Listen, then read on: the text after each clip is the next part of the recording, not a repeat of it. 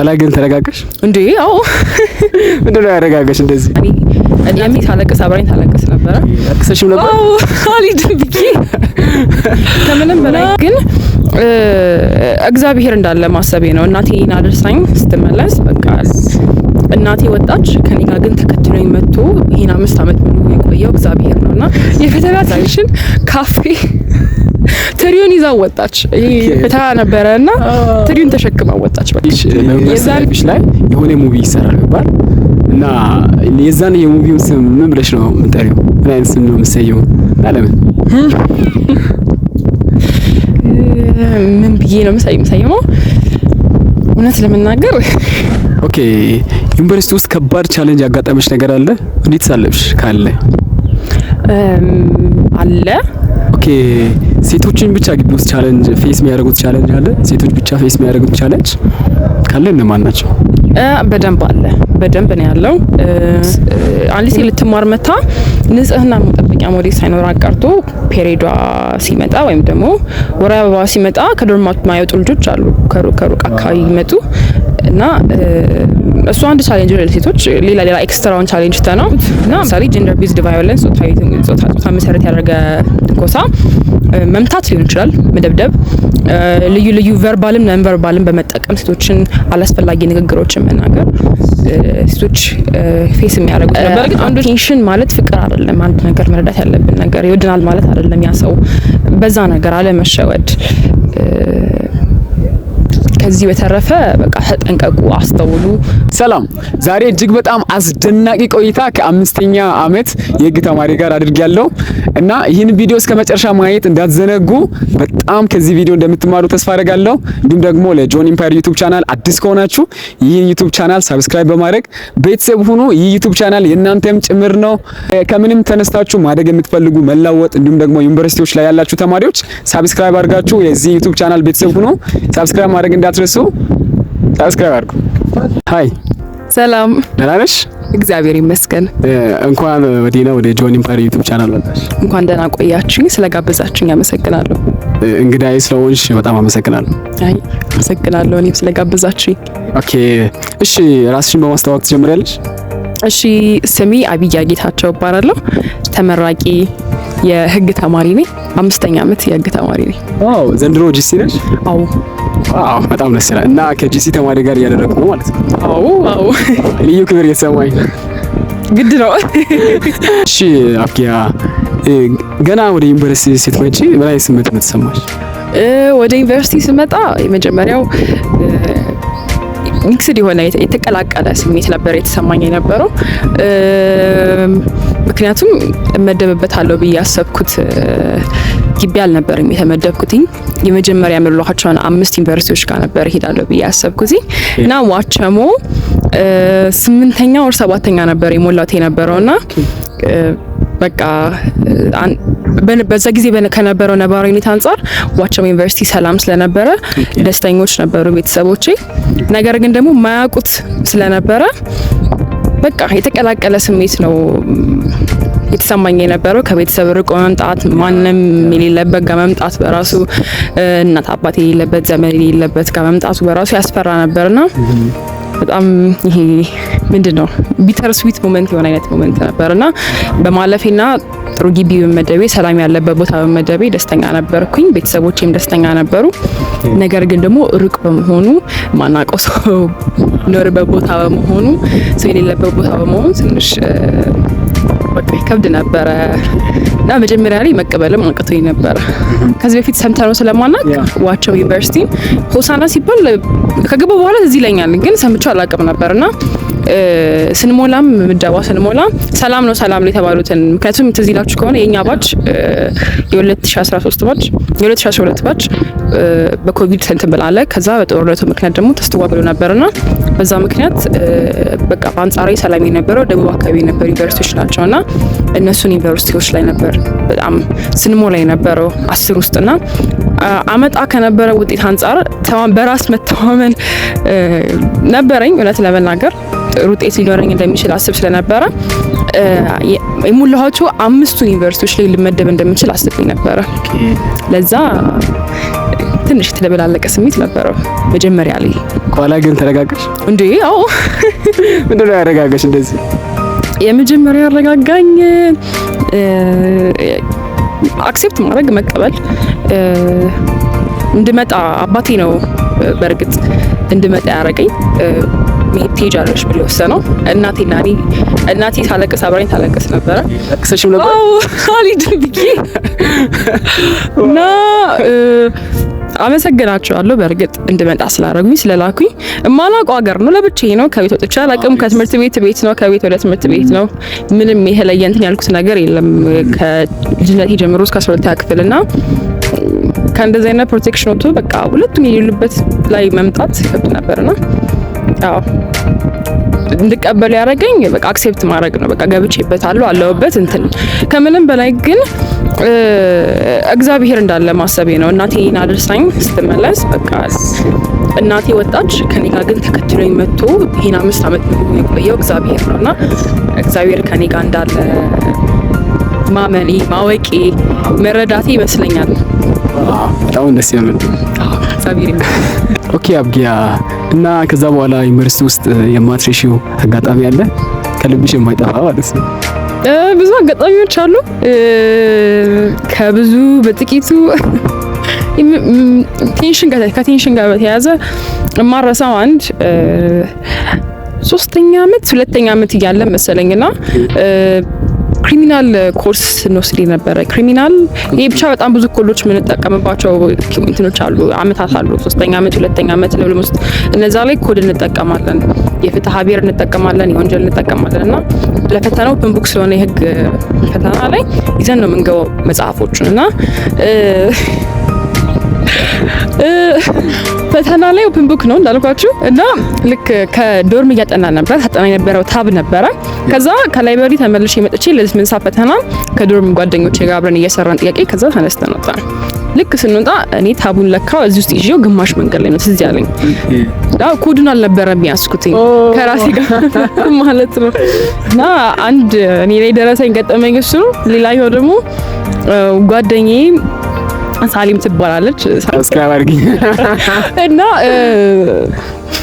የፈተና ቴንሽን ካፌ ትሪውን ይዛ ወጣች። ይሄ ፈተና ነበረና ትሪውን ተሸክማ ወጣች። በቃ የዛኔ ነው አንዳንዴ እንደማንጨነቅ ነው የምናስበው፣ ግን አለ በቃ አለ the back of our head አለ እና እነዚህ ሁለቱ ብዙ አሉ፣ ግን በቃ አሁን ለኔ ማረሳቸው ብዬ ያስቀመጥኳቸው ገጠመኞች እነዚህ ናቸው። እና ታቡን ይዘሽ ስትሄጂ ከዛ በኋላ ፈተናው ታቡን ይዘሽ ነው ገባሽው? ግማሽ መንገድ ላይ ነውና ደነገጥኩኝ። በታቡ ነበር ታጠና ነበርና በቃ አንጠልጣለፍ ደብዬ ነኝ አጣልፈችሁ ይወጣሁት። ከዛ ግማሽ መንገድ ላይ ነው ቀለለኝ፣ እጂን ቀለለኝ። ይሄ ምንድን ነው ታለ ታቡ ለዛም ብዙ ታርጊው ነበር እየሄድኩኝ ነበርና ግማሽ መንገድ ላይ ስለነበረ ተመልሼ እጂ መፈተኛ ክላስ አርፍጄ ገብቻለሁ። ደስ የሚል አጋጣሚ። አይረሳም።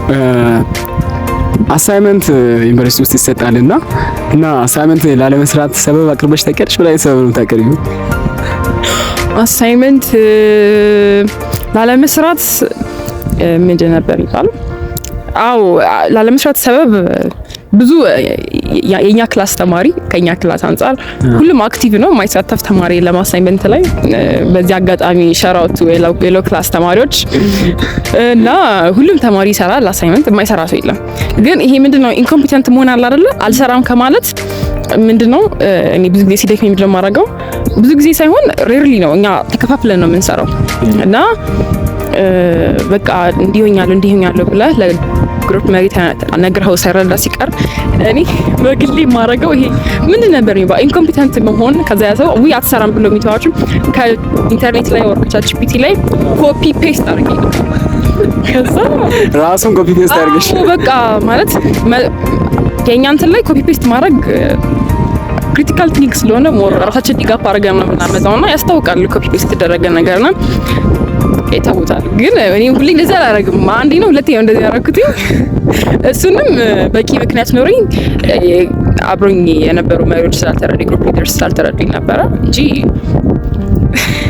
ሰራል አንቺማ ጥሩ ሰው አለሽ። አንዳንዶቹ እኮ አሉ ምንም ማይሰሩ ማለት ነው።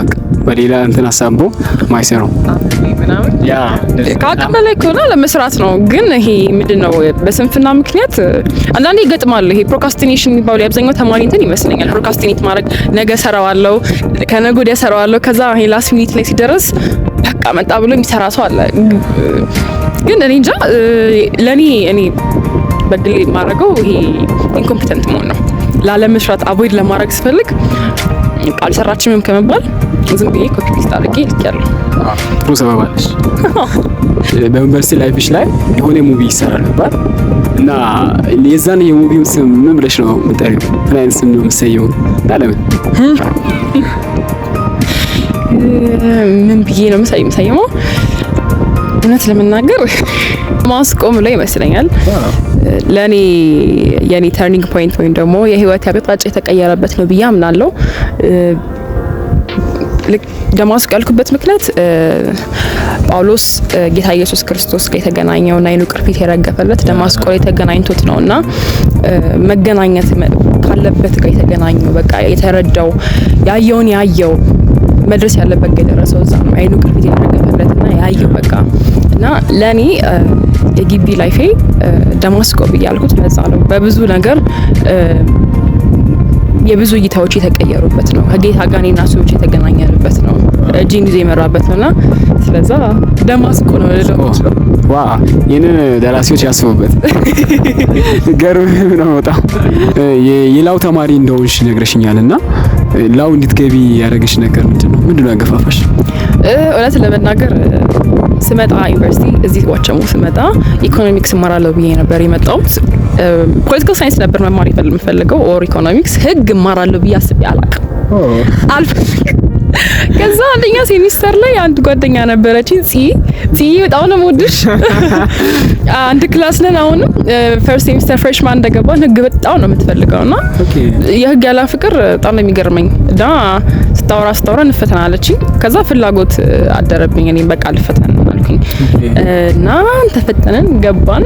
እና እውነት ለመናገር ከልጅነት ጀምሮ ምናምን ብለው አይደለም በቃ ግቢ ገብቼ ፈርስት ሴሚስተር ላይ ከጽዮን ነች ሀሳብ አስቀየረችኝና አንድም እግዚአብሔር በሷ ተጠቅሞ ይመስለኛል። ይሄ ራስ እንኳን ደማስቆ ውስጥ ይገባል። ያው በሚገባ እና ወደሽዋል። አሁን የግ ተማሪ ሆነሽ እንዴ? በሚገባ እንዴ ከዓላማዬ ጋር ከተፈጠርኩበት ፐርፐስ ጋር የተገናኘሁበት ነው ብዬ አምናለሁ።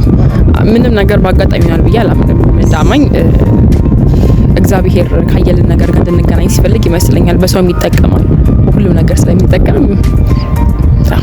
ኦኬ ዩኒቨርሲቲ ውስጥ ከባድ ቻሌንጅ ያጋጠመሽ ነገር አለ? እንዴት ሳለፍሽ? ካለ አለ ኦልሞስት ብዙ ነው አክቹሊ፣ አንድ ብቻ አይደለም።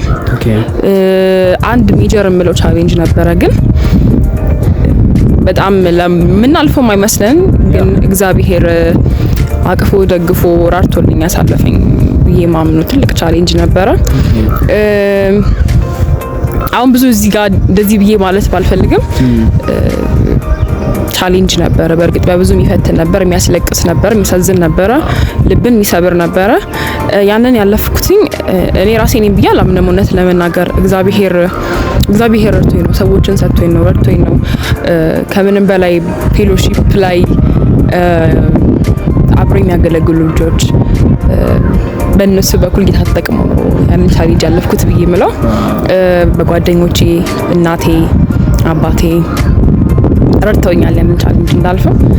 ግን በእርግጥ ይሄኛው በቃ ሁሌ እኔ ጋር የሚቀር ቻሌንጅ ነው ብዬ ስለማስብ ነው ይሄንን ቻሌንጅ ያለፍኩት። እንደዛ ነው። ከምንም በላይ ግን ግቢ ውስጥ ሁሉም ነገር ቻሌንጅ ነው ብዬ አምናለሁ።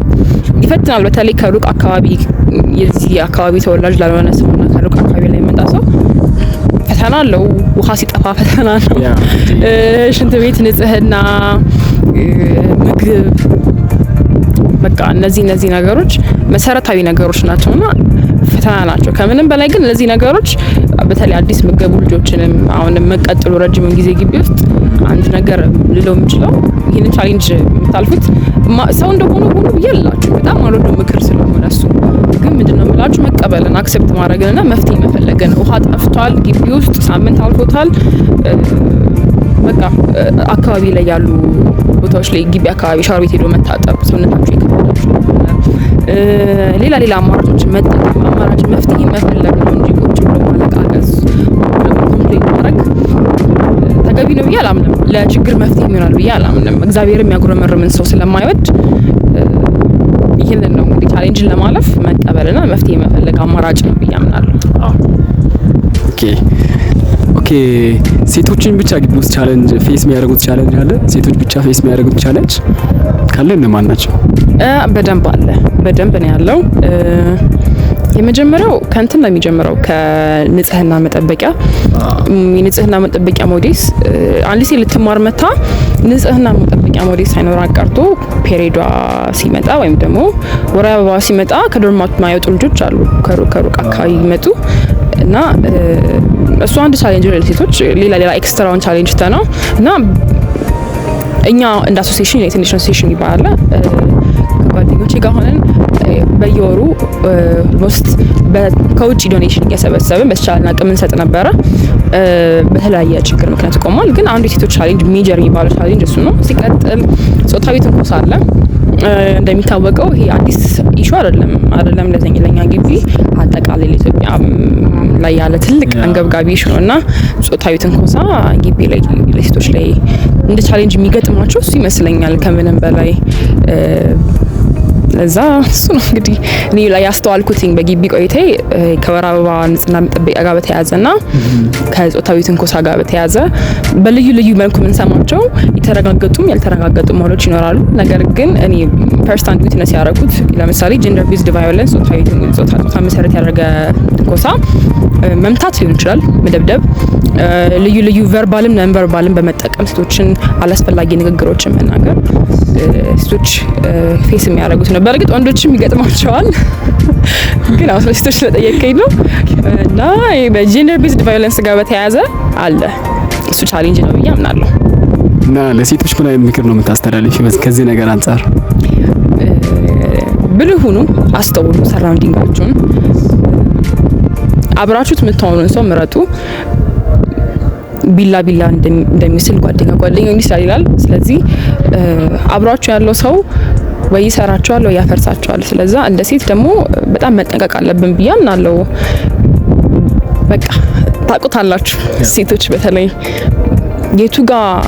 የትኛው ጓደኛችሁ ልትስት እንደምትችል አታውቁምና አስተውሉ። በቃ በጣም ንቅት ብላችሁ አስተውሉ። በተለይ ከሩቅ አካባቢ የምትመጡ ልጆች እናት አባት የለም እዚህና ነፃነት አለ ተብሎ አላስፈላጊ ነገርን አለማድረግ፣ አለመሸወድ። አቴንሽን ማለት ፍቅር አይደለም። አንድ ነገር መረዳት ያለብን ነገር ይወድናል ማለት አይደለም ያ ሰው። በዛ ነገር አለመሸወድ። ከዚህ በተረፈ በቃ ተጠንቀቁ፣ አስተውሉ፣ ብልሆች ሁኑ። ብልጥ ሁኑ ሳይሆን ብልሆች ሁኑ። በቃ የምታስተውሉ ሁኑ። ብልጥ ተንኮለኛ ነው። ተንኮልን አታስቡ ሰው ላይ። ይሄ በዚህና በዛ አድርጎ ቻሌንጅን ለመወጣት አታስቡ። ብልሆችን አስተዋዮች ግን ሁኑ። ይሄን ነው መክራችሁ። ግሩም ምክር ነው። ታንኪ በጣም